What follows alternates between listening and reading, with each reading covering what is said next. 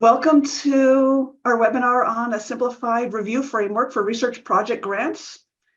Today, we're going to be focusing on implementation and the impact on new and existing funding opportunities. This is the second webinar that we have had on the simplified review framework. And so today you'll be having me as a moderator. My name is Megan Columbus. I'm from NIH's Office of Extramural Research. Joining me is Dr. Erica Brown, the Director of the Division of Extramural Activities at the National Institute on General Medical Sciences. She is a member of the Executive Committee who's implementing the Simplified Review Framework. And I have Mark Caprara, who's the Chief of the Molecular and Cellular Sciences and Technologies branch at CSR, who's co-chair of the implementation team. We have a lot of people who are working in the background who will be answering questions as they're put into the Q&A. We'll be pulling out and answering as many questions as we can live. And those that are commonly asked, we'll add to our FAQs and make sure that there's resources online for you. Today, we're going to be going over a couple of things. We're going to be doing a background of the changes just to make sure we're all on the same page. I know we had a webinar on the changes, but let's make sure that we're all on the same page. So the whole overview. And then we're going to talk about what the changes mean for our funding opportunities and for the application packages, and provide some tips for applicants and talk about where to find some more information and then answer questions. All right. With that, let me go ahead and pass the baton to Dr. Caprara. Mark? Thank you, Megan, and welcome to everybody attending. I'm going to give a brief overview, as Megan said, of the Simplifying Review Framework. So review of grant proposals to NIH go through a two-stage process, the first of which is performed by scientists who volunteer their time to evaluate the technical and the scientific and technical merit of the applications. I will introduce the Simplified Review Framework that is expected to improve how peer reviewers evaluate research project grants. The review framework will be implemented for most RPGs, as we call them, including the well-known R01s and R21s. The full list of the impacted mechanisms are shown below. And this will be in effect for applications received on or after January 25th, 2025. I want to point out that the framework was published via a guide notice this past fall that was followed by our first public webinar that Megan mentioned. The information presented there was in much more depth than I'm going to go into here, since the main topics here are really about the impacts on applications and applicants.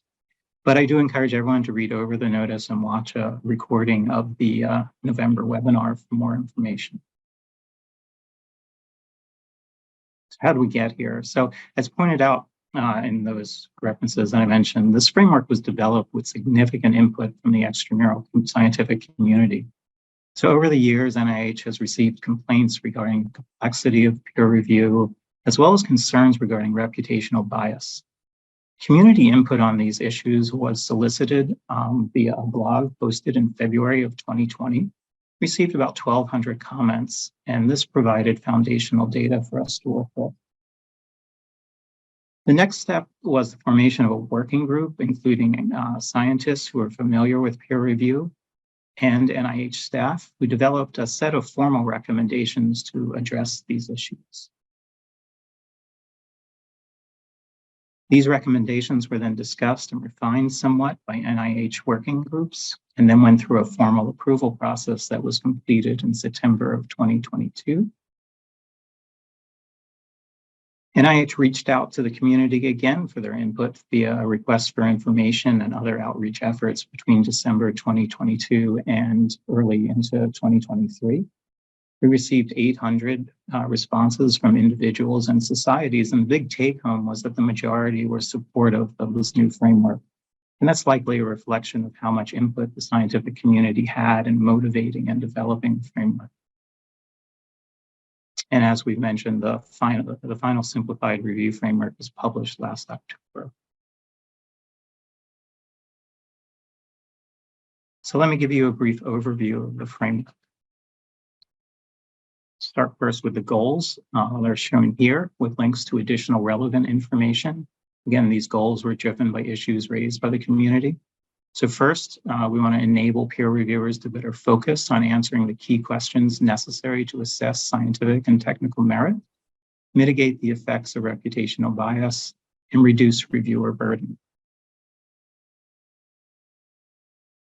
These next two slides show the major aspects of the new framework, including the underlying rationale for the changes.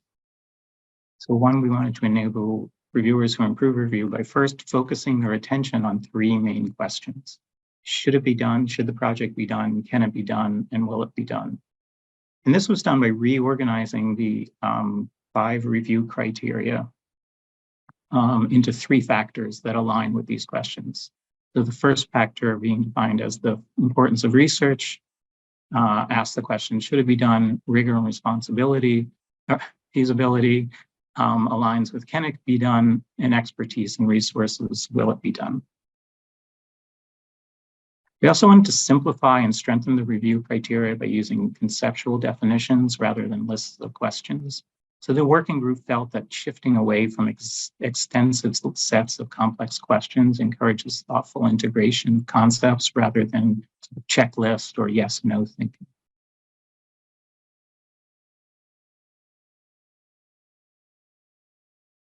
In terms of the second goal, we wanted to modify the criterion definitions for investigator environment in Factor 3 to reduce reputational bias. We did this by going to have reviewers assess the adequacy of investigators' expertise and institutional resources with respect to the work proposed as a binary choice, either appropriate or additional resources or expertise needed. And then finally, relieve reviewer burden, but not requiring peer review of select additional considerations. So any of those considerations that aren't directly related to scientific merit will shift to NIH administrative staff review.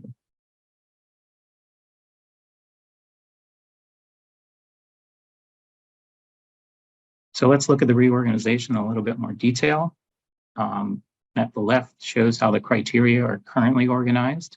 Each receives a score, and major score driving points are provided by the reviewers. On the right is the new framework. The criteria organized into factors, as I mentioned. So we have factor 1, the importance of the research, and this incorporates or encompasses the significance and innovation criteria.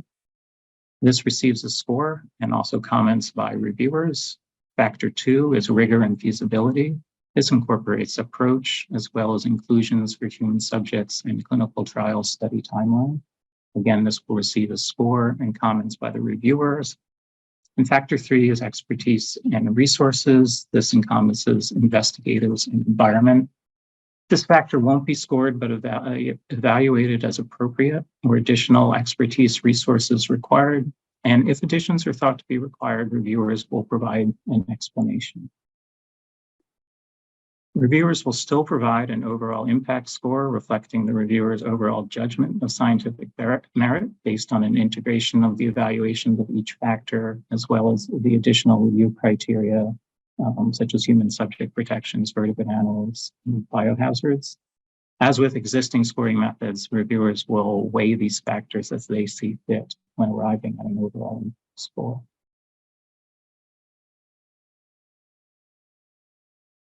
This slide shows the additional changes to review criteria that will help reduce reviewer burden.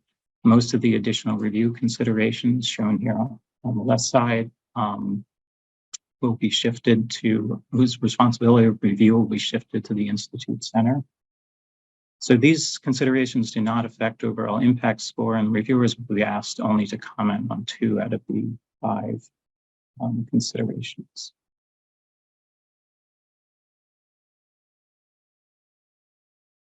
So that was my short introduction to the simplifying review framework, but I did want to take a few minutes to address some of the questions we've been receiving.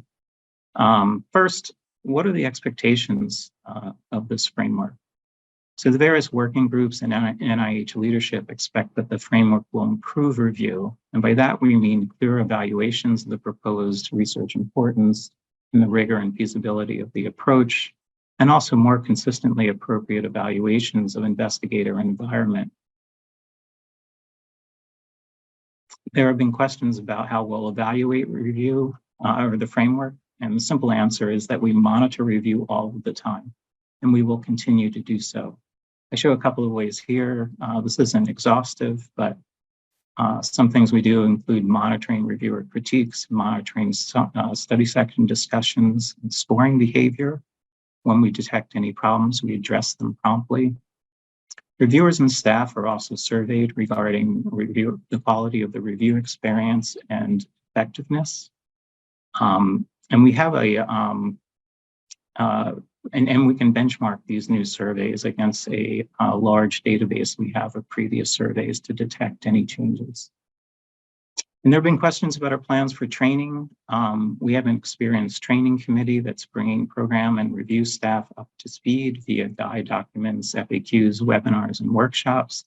These are ongoing and will continue through 2025. For reviewers, we're developing training slides, videos, guides to rating critiques. These are all in development for our 2025 review meetings, which will be the first review meetings for the spring. And with that, I'm going to virtually step aside and hand it over to Erica. Thanks, Mark. Now we're going to transition to information that you can use for preparing for and tracking changes to notices of funding opportunities, which are abbreviated NOFOs. There's two definitions I want to cover before we jump into this part of the talk. And the first is I'll be using the term NOFO throughout, and it will refer to the impacted RPG NOFO, since that is the point of this presentation, is to talk about those that are impacted by the Simplified Review Framework. And the second is I will often use the term implementation date, just to succinctly state due dates on or after January 25th, 2025. So since we're going to be talking about implementation in this part of the presentation, we'll want to simplify that sometimes, but I will also say the date as we go as well, just to help sediment that in folks' mind.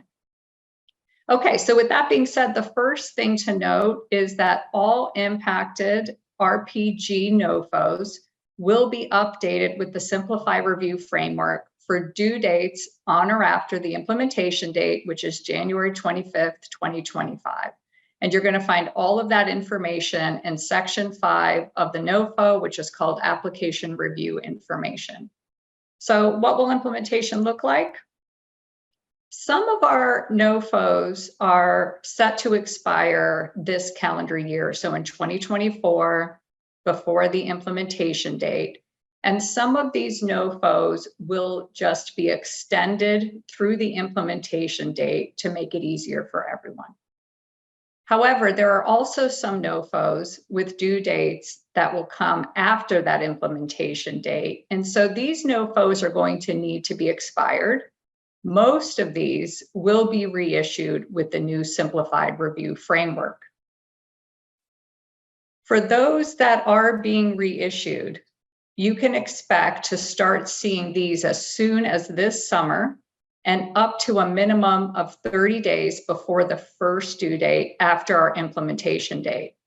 So note that for most NOFOs, these are going to be published actually well in advance, so more like up to 60 days in advance, but the minimum will be 30 days before that first due date. So you'll expect to start seeing them maybe 60 days or even more in advance. And so, for example, all of our parent funding opportunities, which are the R01, R21, R03, you can expect to start seeing these reissued this fall.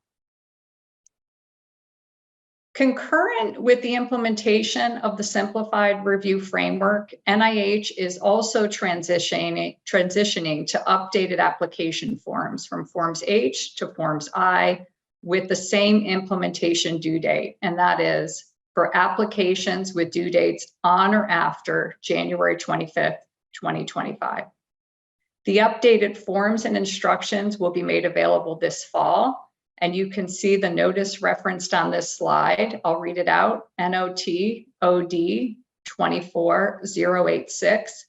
This is where you can find some information on a summary of the key changes for Forms I, as well as some details on the implementation plan for that rollout. Now to merge the implementation plans for these two initiatives together. So as I mentioned, you're going to start seeing NOFOs with the Simplified Review Framework as early as this summer. However, since the forms and the application instructions will not be available until the fall, some of the NOFOs are initially going to be posted without an application forms package. However, just like our NOFOs, you can expect to see these posted at least 30 days before the first due date, and oftentimes 60 days or more. With that being said, you do not need to wait for the updated forms to be posted. Applicants can start drafting their application attachments using the NOFO, as well as the current Forms H instructions, and then just adjust as necessary once Forms I is released. But if you take a look at the notice I referred to on the previous slide, you're going to see that there are few to no changes that are actually going to impact the SRF activity codes. Okay, so some tips on how you can track changes to NOFOs. You'll primarily do this through the NIH Guide to Grants and Contracts, and more specifically through notices of intent to publish, notices of extension, related notices that will be updated in current NOFOs, and information that will be updated in our reissued NOFOs. I'll provide a little bit more information and examples on each of these. Okay, so you can stay up to date with all of these changes through the NIH Guide to Grants and Contracts, which is the web page where NIH publishes all of our NOFOs and our notices. And a great tip is to subscribe to the weekly guide update. So you'll receive a summary of all of the NOFOs and notices that were published that week right to your mailbox. Some of our institutes and centers may issue notices of intent to publish, otherwise known as NOITPs, you'll see on this slide, to indicate that there are some NOFOs that they plan to reissue. Note that this will be used rather sparingly likely at NIH, so just some of the NOFOs will be associated with the notice of intent to publish when it's necessary. So this is one tool in the toolkit, but you'll be able to follow these quite easily. As you can see on this slide, the title will clearly note these as notices of intent to publish, and it'll have a very descriptive title, often the same title as the NOFO that it's referring to that is being reissued. You'll also be able to track all of these in your current NOFO. So when a notice is published to say, hey, we plan to reissue this notice through an NOITP, that will be added to the current NOFO under the related notices section. And I'll elaborate on this related notices section in just about 2 slides, I think it is. Okay, so I also mentioned that some of our NOFOs that were set to expire this calendar year, so in 2024, before the implementation date, may be extended up to that implementation date. And so certainly keep an eye out for notices of extension. And this will just make life easier for everybody in many of these cases. So NOFOs will not have to be reissued twice within the same year. So what will this look like? Here's an example of a notice of extension, and what you'll find in the notice is that there's a new expiration date provided, as well as additional application due dates.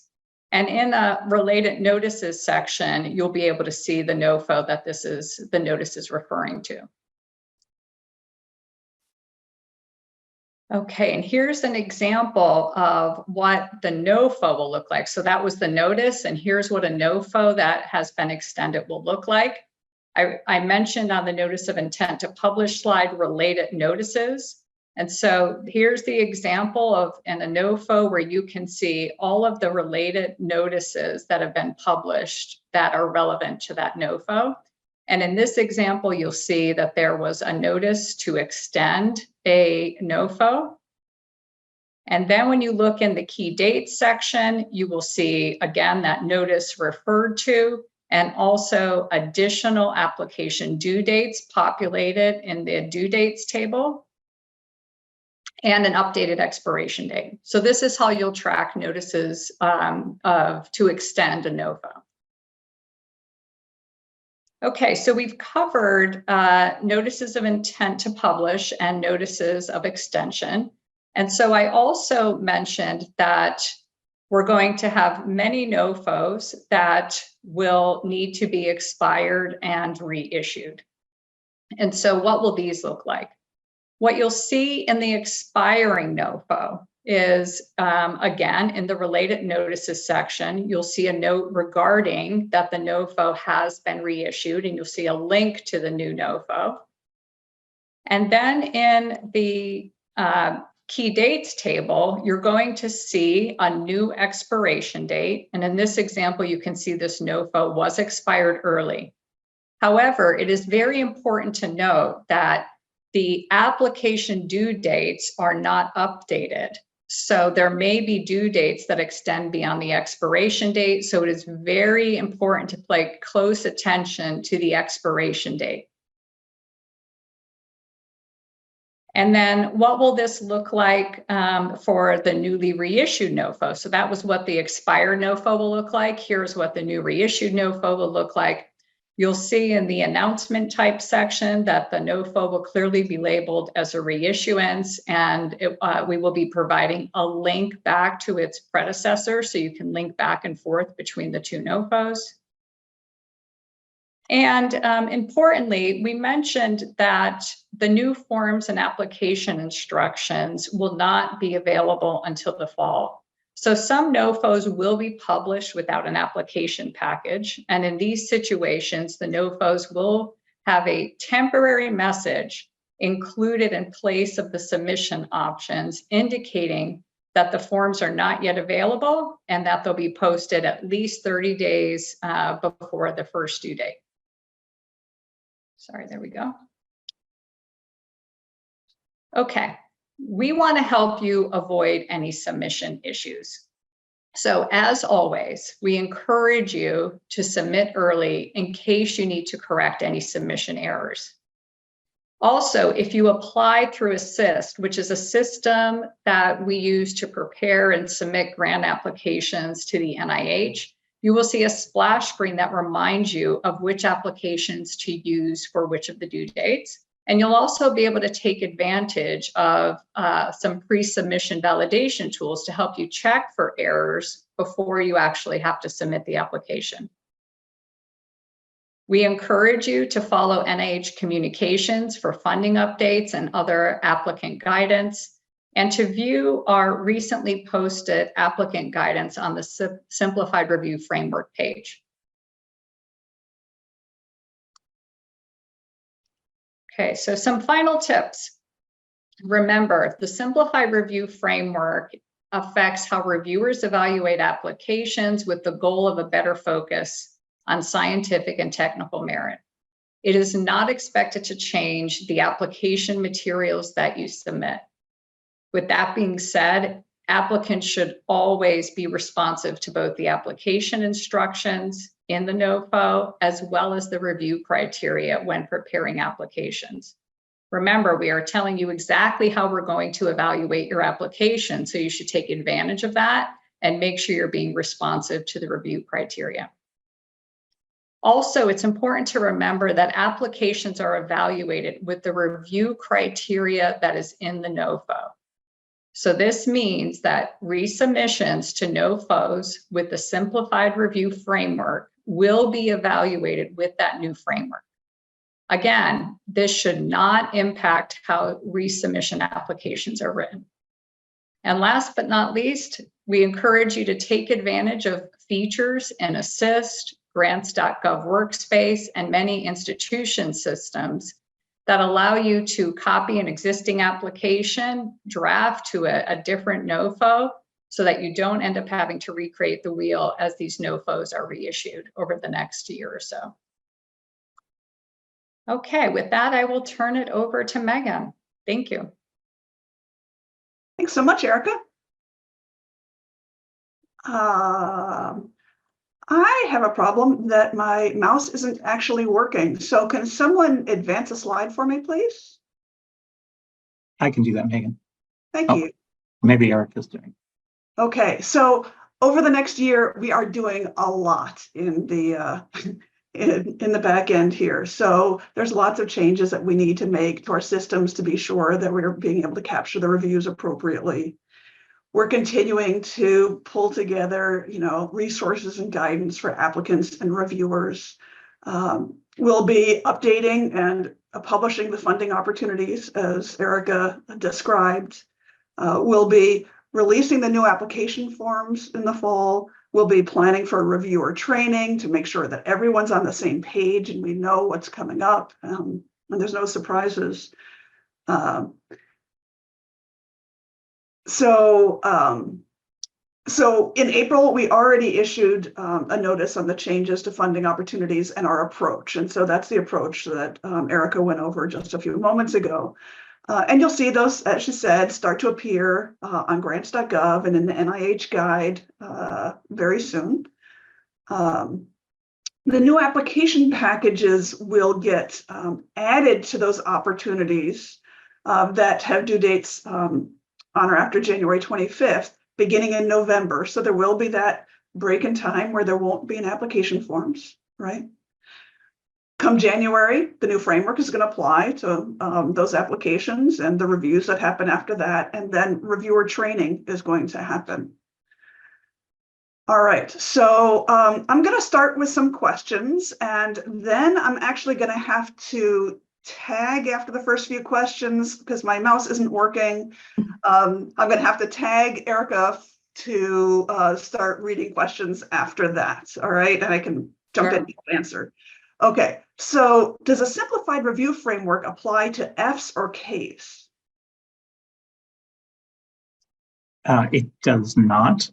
Fellowships are undergoing their own changes that you might have heard about, and Ks are not part of the discussion. So I don't know, Megan, if we can link them to the fellowship thing, maybe.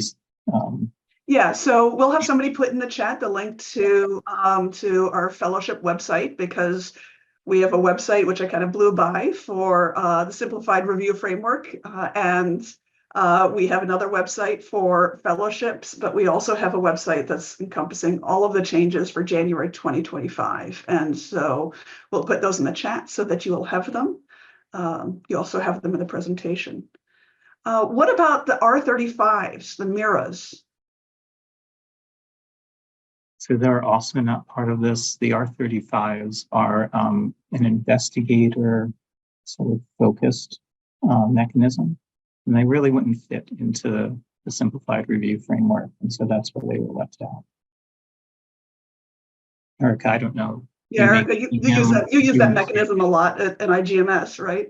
No, that's right. That's the exact right answer. And I did mean to say during my talk too, to reiterate this point about what are the applicable activity codes, because I know folks get confused and think it's all of the activity codes at NIH, and it's not. And it's not even all of the research project grant activity codes. It is a subset of those activity codes. So that does not include the R35. All right, Erica, my screen is completely frozen now, so let me just have you keep going. Okay, will do. And so we did cover the next question mark with the answer I just gave, and it was, does this apply to the SBIR, STTR activity codes? And again, it does not. It is a subset of the RPG activity codes that I think Mark covered on maybe slide 5 or so, and I know were put into the chat as well. Okay, so the next question is, with the plans to change to the common form biographical sketch format, which does not include personal statements nor contributions to science, rather just a list of positions, honors, and publications, how will investigators be able to represent themselves for the new framework? Yeah, that's an excellent question, Erica, and we haven't released details yet because we're working through and finalizing and, crossing the last T on the details for implementing those common forms. But NIH will be using other means to collect the personal statement, the contributions to science, and honors. And so that will get factored in. So people won't be losing that. Yeah, great answer. More Okay, the details next, come on that this summer, sorry. So there yeah, will be details soon. okay, the next question is, these seem like mainly cosmetic changes that, while combining categories, does not alter the burden on reviewers, nor the number of factors reviewers must consider, whether for overall impact, scored criteria, or simply the identification of gaps in expertise and resources. How is this fundamentally reducing burden? I guess that's me. Yeah. So I think it's really important to look at the work that the working group did in terms of coming up with the evaluative instructions under each of the criteria that are under the factors. I think they did a really good job of focusing reviewers' attention on what's important. And I think that it does simplify their job and reduce their burden that way. Also, the thing that we heard from the community was they were incredibly distracted by these additional considerations that they had to fill out. And I know that taking those away was really applauded by a number of what we heard responses, really applauding that we're taking those distractive things away from them. Mark, this next one will also be for you. We're sticking in the same zone here. What about questions on sex as a biological variable? Are those now administrative too? No, that's still in the review criteria. Right. And Mark, can you provide a clear way to come up with impact score? This is still not clear. Yeah, it's an art form, I think, so we instruct reviewers to think about what overall impact is, right? So it's defined as their assessment of the likelihood of the project to exert a sustained and powerful influence on the field. And I would say that I think we've done a really good job over the last few years, probably more than a few years, really getting reviewers to focus on significance too. Like sometimes there's too much talk about approach and things like that. And we want to make sure that they're weighing all of the criteria factors now in a way that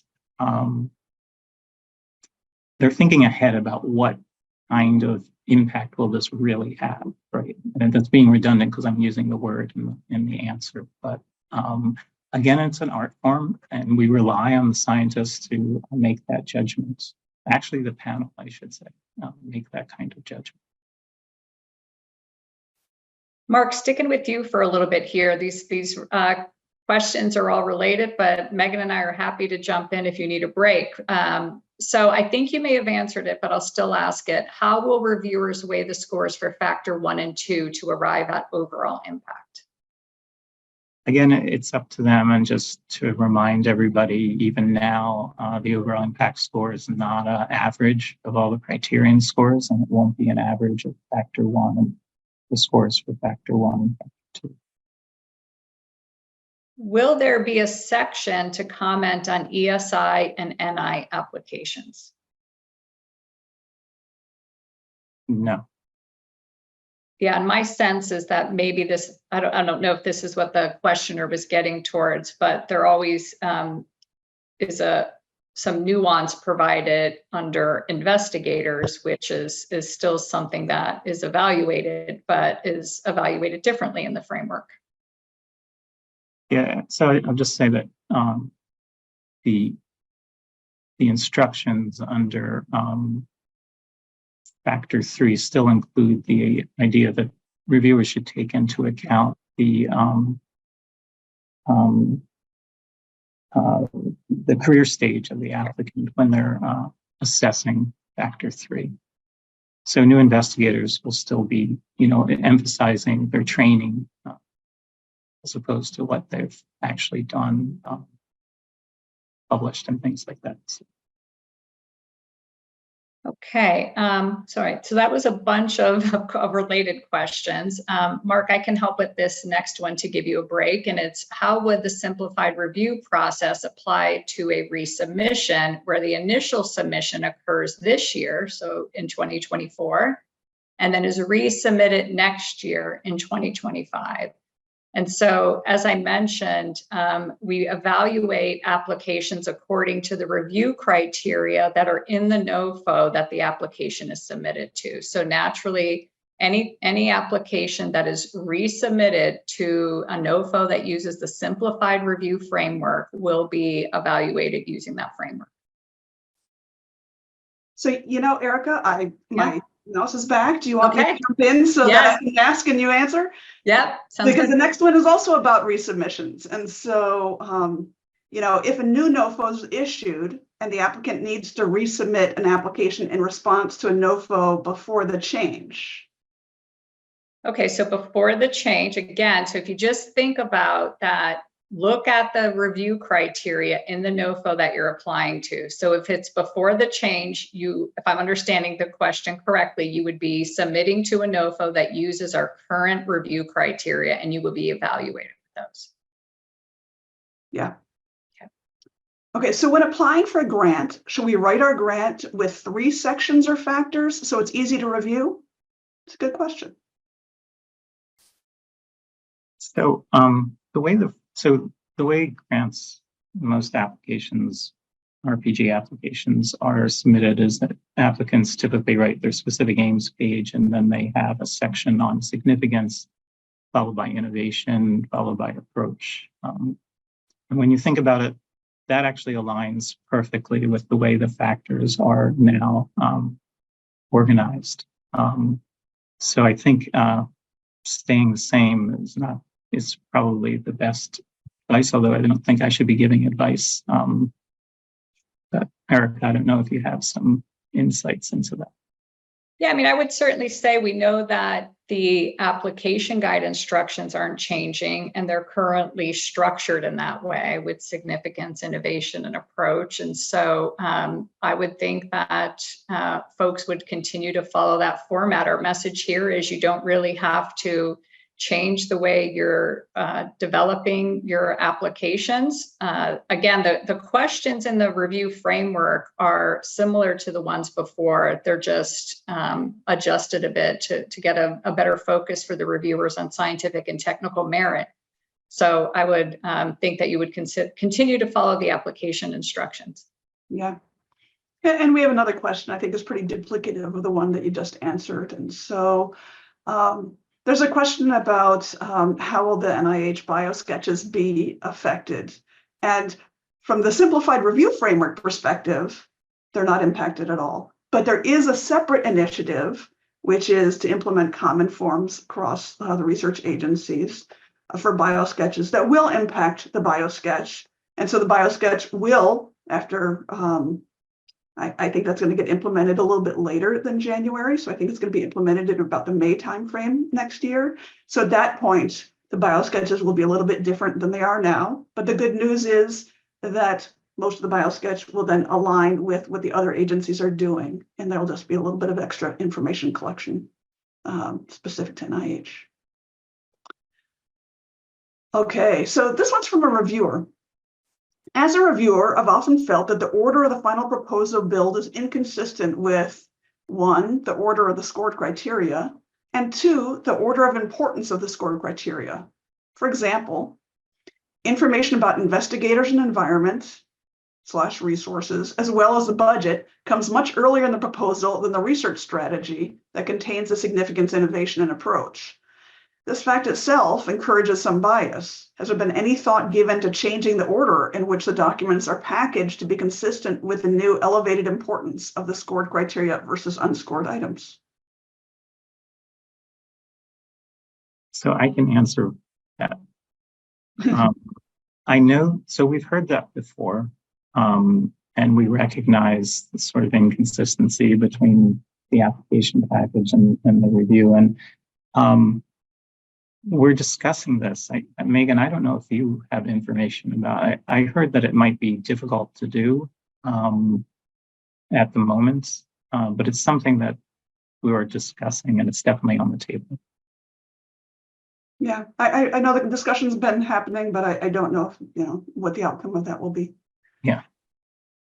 Will there be surveys of both applicants and reviewers to evaluate the effectiveness of the new framework for future improvement and refinement? And I know, Mark, you had addressed evaluation in your part of the presentation. Yeah, so it would definitely be surveying reviewers, as well as review officers. Applicants we hear from all the time as well. So, and reach out to us. We listen. Okay, so here's a question that gets to things that I think you guys have already touched a little bit on, but it bears repeating. So could you please detail how the new simplified scored criteria will impact the final score? Will the final overall score still be independent of the main three? In other words, the summary statement will contain 3 critiques with 3 scores for each project. Then overall score can still be a number independent of this average. There's a few different things to parse out there, I think, actually. Yeah. So let's talk about the scored factors. So do you want to remind them which are scored factors and what are not scored? Right, so factor 1 and factor 2 will receive a factor score. Factor 3 will be evaluated as either adequate or resources expertise needed. So again, the overall score that the reviewer puts in as their preliminary overall impact score will not be an average of the 2 factor scores. Just like it's not now? Just like it's not now. Right. And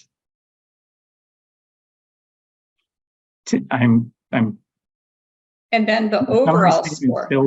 Summary statement, and the summary statement will still contain 3 critiques. You'll see what you'll see on the summary statement, okay, is you will see an overall score from the panel, if it's scored. For each of the critiques, you'll see factor 1, factor 2 scores, and whether factor 3 was judged to be adequate or something required, and then their critique repeated. Perfect. 3 times. I think that's very clear. Thank you. Yeah. I hope I answered that. There was a lot in that question. There was a lot in that question, but I think you got to all of it. Will reviewers be required to take the training regarding the new criteria, or will it only be a suggestion? Oh gosh, no. So yeah, everybody will be required to take training before they review their applications. Yeah, and so they're asking, There'll be lots of resources. How will the SROs be empowered to ensure that reviewers are following the new criteria? They will be empowered. So there's no question about this. There's no question, and even if, we'll get involved. Chiefs will get involved, and people are watching this closely on our side to make sure this happens right. Well, and it's also worth noting that we will be doing training for SROs, so there will be training that will help them help reviewers. With the implementation. If a project demonstrates high significance but lacks novelty in its approach, how will such an application be scored within the first category of the simplified approach? If it demonstrates high significance but lacks novelty in its approach. Yeah, so this speaks to an old question of how innovation fits into how applications are reviewed. And I think the way the criteria are written now, I think it really makes explicitly clear, that a project that's worth doing, even though it may not be innovative, should still can still receive a high score in factor 1. And so that's going to be a big part of our training, reviewer training as well, how to parse these 2 things out under factor 1. Sometimes the innovation, for instance, if you're developing a new way of measuring something, sometimes that's why the project is so important, right? Because of the technology that you're developing.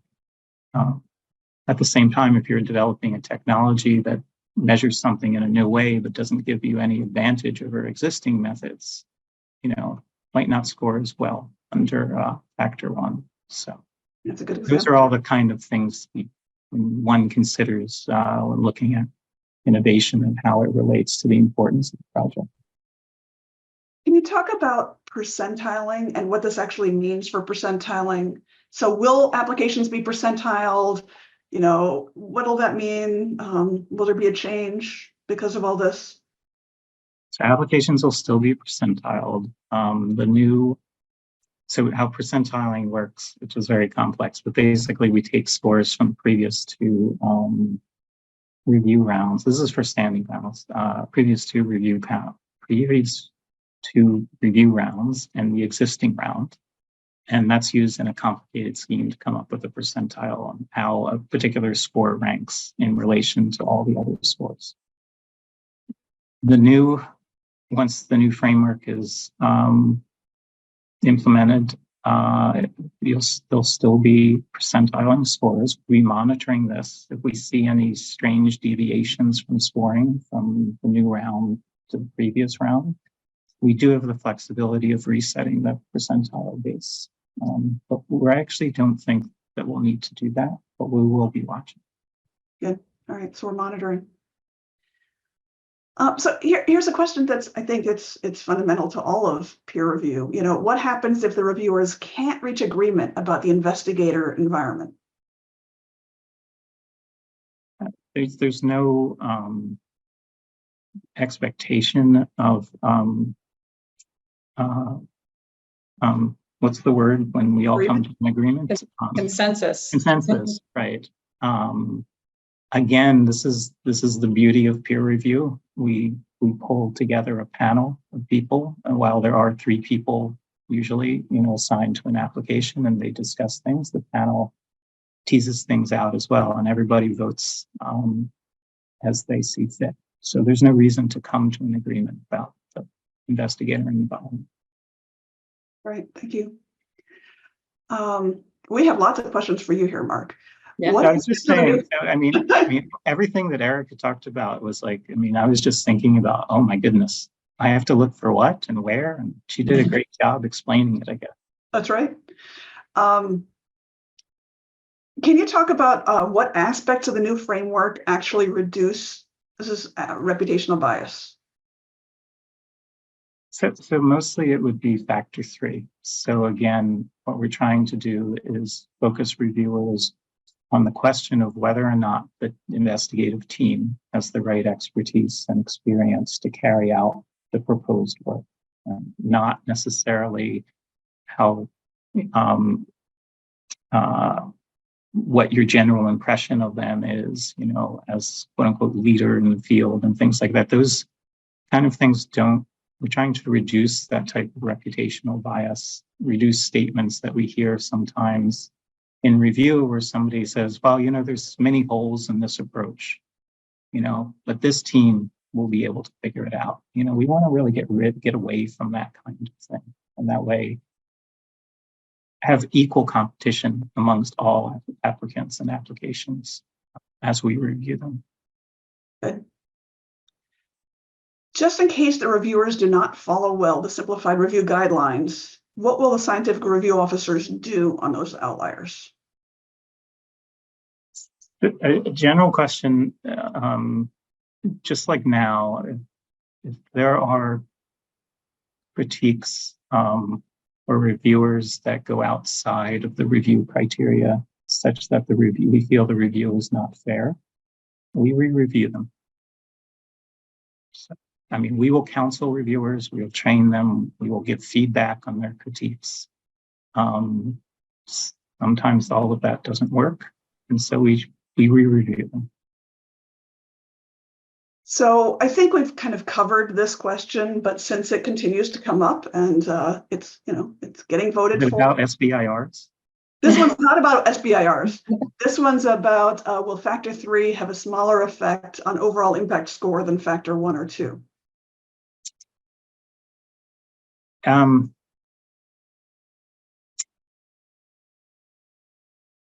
going to be careful how I answer this. It depends, I would say. It depends. I think one of the examples I gave in the previous webinar was, suppose you have a situation where you have an application where somebody is using NMR to study a protein structure, and the application looks just perfect, but the investigators don't have access to an NMR machine, right? So in that kind of extreme context, it probably would have a big impact on the final index.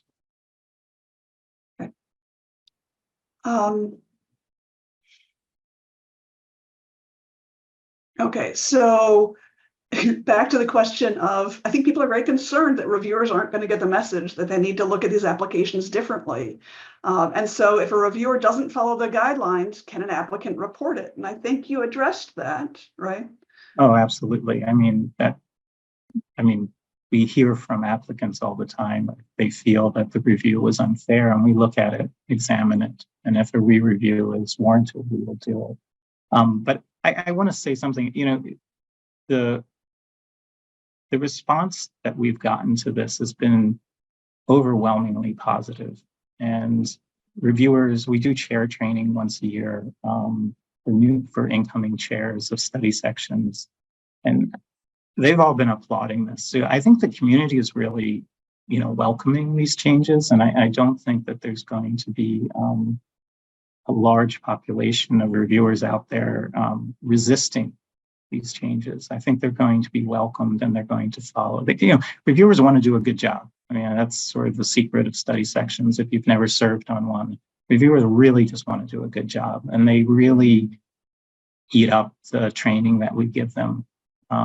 And so I really expect it to be relatively smooth from that point of view. But as always, if you feel that the review was unfair in some way, you should always report it back to your program officer, and they will get back to us in review. Sounds good. I see another question come in here about asking back to the biosketch question. And I know that we're not talking about biosketches here, but it is related. And it's asking about whether Science CV will be updated to make this transition to biosketches easier. And that is indeed the intent. And so, again, more information is coming, but that's the intent of that. Is it recommended to contact a program official or a scientific review official prior to application? Erica, why don't you take that one? Sure, I'll take that. You haven't talked in a while. I'll give Mark a break. Yes, if you look at the end of a NOFO, there will be contacts for a particular NOFO if you'd like to contact somebody, and it will tell you who to contact and when. So you will contact a program officer if you want to talk about the science you're submitting, about what NOFO is right for you, questions about a NOFO. You will direct all those to the program officer prior to submission. You only will start contacting the SRO after application submission or anything about the related to the peer review process. But it's very, POs are the folks that you interact with about, certain topics, science, NOFOs, questions about NOFOs prior to submission. Great, thank you. People seem concerned about this factor 3. And so this one asks, what does it mean by no individual score in factor 3? And you talked about this, Mark, but maybe you can reiterate, what that kind of approach is. So factor 3, instead of getting a score, the reviewers are going to give a binary assessment, whether it's adequate. If it's adequate, there'll be no reason, or there'll be no requirement to give any other types of comments under it. It's adequate. If it's not adequate, then the reviewers will be asked to provide comments. Why isn't it adequate? What's needed in this case? Great. I see that we're getting some questions still about fellowships and career development awards. And I just want to reiterate that, we're just about to release the additional details on the changes to the fellowship applications and awards, and we will be having a webinar just like this one to talk about that. And so don't worry about that at the moment. And there aren't plans right now that we're rolling out this year for changes to career development awards. And we have another question here about whether there are significant changes to Forms I, and Forms I is really addressing the changes. There's a notice out there already that was released, I think, on April 4th about Forms I, and we also included it in what we're calling that Uber notice that went over all the changes that are being implemented for kind of January 2025 and beyond. And so I encourage you to look, but it's implementation of the things that we've been talking about and the changes that are upcoming. And I think we're getting very close to the end time here. I want to go back a little bit without showing it to you, but the slide that I kind of blew past about the website, we have all kinds of resources available there, right? We have presentation materials if you want to take things back to your institution and talk to people about the changes. We have, one-page overviews for what this means for applicants. We have all kinds of things there that's worth exploring, and you can find all the policy documents, and you can find what we've been saying, and you'll be able to find recordings such as the last webinar we did, and by the end of next week, you should be able to find this webinar. Thank you to the tech team who was able to find the slides so quickly. But there really is so much there that you can dig into. And I encourage you to keep looking at those FAQs, because we will continue to be populating them as we get questions. Yeah. And so I encourage you to stay tuned. And I thank you so much for joining us all today. Thank you all.